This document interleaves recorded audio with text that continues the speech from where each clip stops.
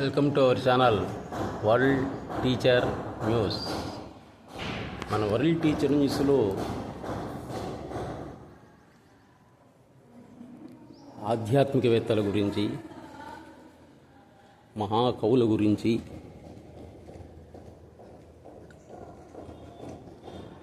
సంస్కృతి సాంప్రదాయాల గురించి వివరిస్తూ ఉంటాం. సద్గురు సుబ్రహ్మణ్యం గారు చెప్పినటువంటి జ్ఞాన ప్రసూనాలు అనే దాని గురించి మనం ఇప్పుడు తెలుసుకుంటూ ఉన్నాం. ఆధ్యాత్మిక విషయాలని సామాన్య పరిభాషలో చెప్పడం అంటే సామాన్యమైనటువంటి విషయం కాదు.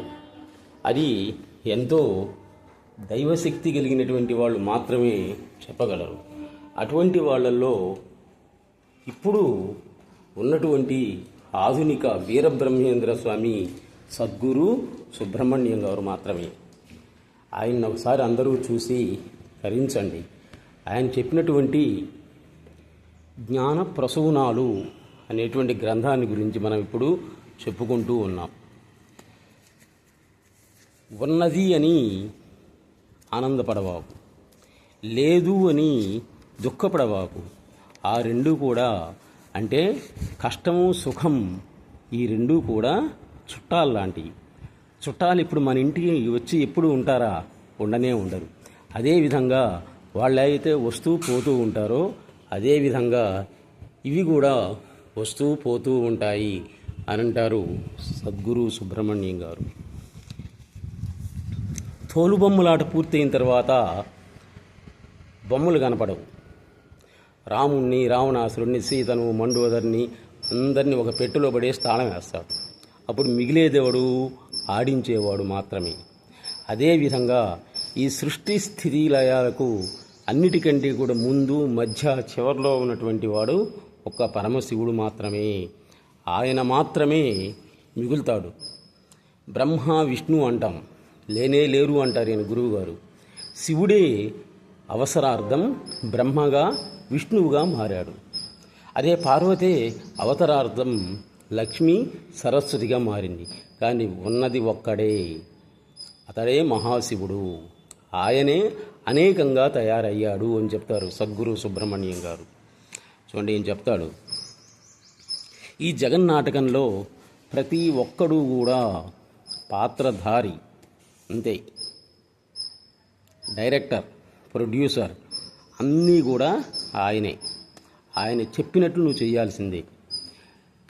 నీకు ఒక్కొక్కడి ఒక్కో పాత్ర ఇచ్చాడు. ఆ పాత్ర ప్రకారంగా కూడా ఆడాల్సిందే. ఆయన ఆడించినంత వరకు నువ్వు ఆడాల్సిందే. ఈ జగన్నాటకంలో నేను ఈ క్యారెక్టర్ చేయలేను అంటే ఆయన ఊరుకుంటాడు. డైరెక్టర్ ఊరుకోడనమాట. చేయాల్సిందే అంటాడు అంతే. నీకు ఇష్టం ఉన్నా లేకపోయినా కానీ చేయాల్సిందే. కాబట్టి ఉత్తమ నటుడు అనేటువంటి అవార్డు ఇవ్వాలి అనుకుంటే ఎవరికి ఇవ్వాలి అంటే ప్రతి ఒక్కడికి ఇవ్వాలి అంటాడు సద్గురు సుబ్రహ్మణ్యం గారు. ఉత్తమ నటుడు, ఉత్తమ నటి, ఉత్తమ దర్శకుడు అని అంటాం కదా. ఆ ఉత్తమ నటుడు అనేటువంటి అవార్డు ఎవరికి ఇవ్వాలి అంటే పుట్టిన ప్రతి ఒక్కడికి కూడా ఇవ్వాల్సిందే అని అంటాడు సద్గురు సుబ్రహ్మణ్యం గారు. కాబట్టి ఏ పరిస్థితి వచ్చినా పోయినా నువ్వు శరణాగతి చెందటమే. ఇంకా అంతకంటే చేయగలిగింది ఏమీ లేదు. బాధలను భరించటం తప్ప చెయ్యగలిగింది ఏమీ లేదు అని అంటాడు గురువుగారు.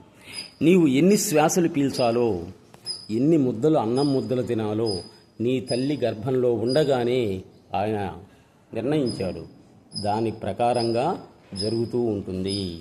కాబట్టి దేనికి కూడా నువ్వు ఆనందపడాల్సిన పనిలే, దేనికి కూడా బాధపడాల్సినటువంటి అవసరం లేనే లేదు అంటున్నాడు. మనం అందరం కూడా హైందవులమే. చూడండి, అందరూ హిందువులే. ఈ దేశమే హిందూ దేశం. హిందూ దేశంలో పుట్టినటువంటి ప్రతి ఒక్కడు కూడా హిందువే. దేవుడికి మతంతో అవసరంలే, మతానికి ఆయన అవసరం అనేటువంటిది వచ్చింది. చూడండి, మహమ్మద్ ప్రవక్త చెప్పినటువంటి మాటలు కొంతమందికి నచ్చాయి, మహమ్మదీయులయ్యారు. నమాజ్ అంటాం కదా. ఈరోజు అందరూ కూడా నమాజులో నిమగ్నం అయిపోయి ఉంటారు, దాన ధర్మాలు చేయటంలో. అసలు నమాజ్ అనే పదం ఎక్కడి నుంచి వచ్చింది? అది ఉర్దూనా, హిందీనా, మలయాళమా, తెలుగా? నమః ఆస్ నమా సంస్కృత పదం, ప్రార్థన సంస్కృత పదం, హోమాలు యజ్ఞాలు యాగాలు సంస్కృత పదాలు. నువ్వు పుట్టినప్పటి నుంచి మరణించేంత వరకు, మరణించిన తరువాత కూడా సంస్కృత భాషను ఉపయోగించుకుంటూ ఉన్నావు అన్నమాట. నమః ఆజ్ నమాజ్, ప్రార్థన అన్నీ అంటే నీకు తెలియకుండానే సంస్కృత భాషని నీవు ఉపయోగిస్తూ ఉన్నావు. అన్నం తిన్నావా అంటాం. అన్నం అనే పదం సంస్కృత పదమే.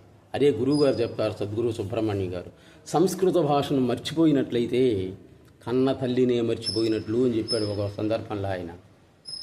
ప్రతి ఒక్కరు కూడా సంస్కృత భాషను ఉపయోగించుకున్నాడు అనమాట. ఈరోజు నువ్వు సైన్స్ అంటున్నావు చూడు, ఆ సైన్స్ మొత్తం దీంట్లో ఉంది. రామాయణ మహాభారతాలలో ఉంది సైన్స్ మొత్తం కూడా. కాబట్టి ప్రతి దానికి కూడా మూలం ఏది అంటే సంస్కృత భాషే. అందుకని ప్రతి ఒక్కరూ సంస్కృత భాషను గురించి తెలుసుకోవాలి అని చెప్పాడు గురువుగారు ఒకానొక సందర్భంలో.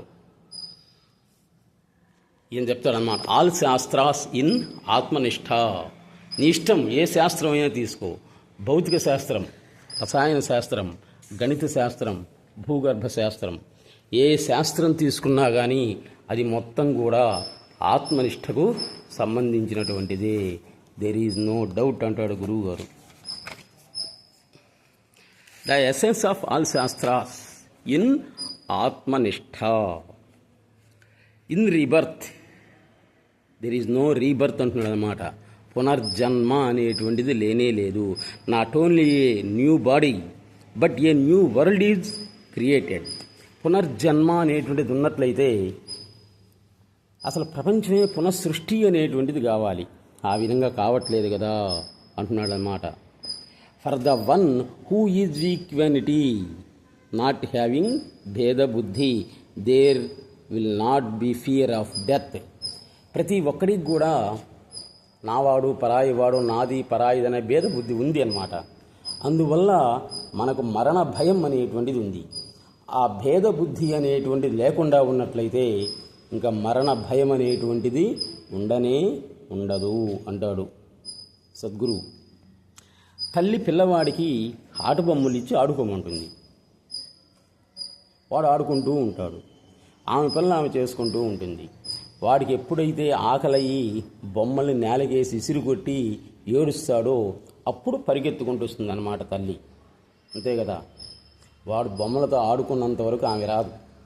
ఆమె అవసరం వాడికి లేదు, వాడి అవసరం ఆమెకి లేదు. ఎప్పుడైతే వాడు ఇసుకు పుట్టి ఆ బొమ్మని కాలు పట్టుకొని చేయి పట్టుకొని నేలకేసి కొడతాడో ఏడుస్తాడో ఆకలితో అప్పుడు వస్తుంది. అదేవిధంగా జగదంబ కూడా, జగన్మాత కూడా నిన్నెప్పుడూ కూడా కనిపెడుతూనే ఉంటుంది. నువ్వు ఏం చేసేది, ఎక్కడ ఎప్పుడు ఎలా ప్రవర్తించేది మొత్తం కూడా ఆమె కనిపెడుతూనే ఉంటుంది.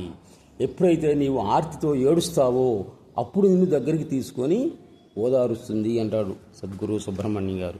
అటు అందరూ కూడా ఒకసారి సద్గురు సుబ్రహ్మణ్యం గారిని, అలాగే బాపట్ల దగ్గర ఉన్నటువంటి జిల్లెళ్ళమూడి తపోక్షేత్రం, అందరమ్మ ఆమె, అందరి ఇల్లు అందరమ్మ. మీ ఇంటికి అందరి ఇల్లుని పేరు పెట్టగలవా? మా ఇంటికి మేము పేరు పెట్టగలమా అందరి ఇల్లు అని? ఆమె ఇంటికే అందరి ఇల్లు అని పేరు పెట్టింది. ఆమెకున్న పిల్లల్లాగే ప్రపంచంలో ఉండేటువంటి ప్రతి జీవరాశిని కూడా తన పిల్లల్లాగే చూసింది. కాబట్టి ఆమెను ఒకసారి దర్శించి తరించండి. కాశీలో కాలితే మోక్షం వస్తుంది అంటారు కదా. కాశీలో చస్తే అంటే కాలితే మోక్షం వస్తుంది అంటారు. శ్రీకాళహస్తిలో కాలు పెడితేనే మోక్షం వస్తుంది అని అంటారు. కానీ జిల్లెళ్ళముళ్ళో నువ్వేమీ చేయాల్సిన పని లేదన్నమాట. అక్కడికి పోయి అన్నం తింటే చాలు, అన్నం తిని వస్తే చాలు, నీకు మోక్షం వచ్చినట్లే. కాబట్టి అందరూ కూడా తప్పనిసరిగా శ్రీకాళహస్తీశ్వరుడైనటువంటి సద్గురు సుబ్రహ్మణ్యం గారిని, అలాగే జిల్లెళ్ళమూడి అమ్మవారిని దర్శించి తరించండి. మీరు జిల్లెళ్ళమూడి వెళ్ళినట్లయితే జీవిత మహోదశలో తరంగాలు అనే పుస్తకం కొనుక్కోండి. అవి సాక్షాత్ ఆమె పుట్టినప్పటి నుంచి అవతారం చాలించేంత వరకు ఉన్నటువంటి విషయాల మొత్తాన్ని కూడా ఆమె చెప్తుంటే భాస్కర్ రావు చౌదరి అనే అతను రాశాడనమాట. స్వయంగా ఆమె చెప్పినటువంటివి ఉన్నది ఉన్నట్లుగా క్లియర్గా ఆమెను ఎంతమంది అవమానపరిచింది, ఏ విధంగా చేసింది మొత్తం ఉందన్నమాట. అదే శ్రీకాళహస్తికి వెళ్ళినట్లయితే నా గురువు అనే పుస్తకం కొనుక్కోండి. చాలా పవర్ఫుల్ అది, నా గురువు అనేటువంటిది. అదేంటంటే ఈ సద్గురు సుబ్రహ్మణ్యం గారికి రాత్రిపూట కళలు వస్తూ ఉంటాయన్నమాట. ఆ కళల్లో ఎవరో ఏదో అడుగుతుంటే ఈయనేదో చెప్తుంటాడు. కళ అదంతా కూడా తెల్లవారిన తర్వాత ఈ విధంగా జరిగిందని చెప్తుంటే రాసుకుంటూ ఉంటారన్నమాట. గొప్ప వేదాంత గ్రంథం అది, నా గురువు అనేటువంటిది. అంటే మన ఛానల్ మొత్తం కూడా పీస్ ఆఫ్ మైండ్, మానసిక ప్రశాంతతకు సంబంధించినటువంటిది. కాబట్టి ఉదయాన్నే ఆరింటప్పుడు కానీ లేకపోతే రాత్రిపూట మీరు నిద్రించేటప్పుడు కానీ ఈ వరల్డ్ టీచర్ న్యూస్ అనేటువంటి దాన్ని చూడండి. మీరు తప్పనిసరిగా మానసిక ప్రశాంతత అనేటువంటిది ఏర్పడుతుంది. Please subscribe our channel world teacher news. నమస్తే.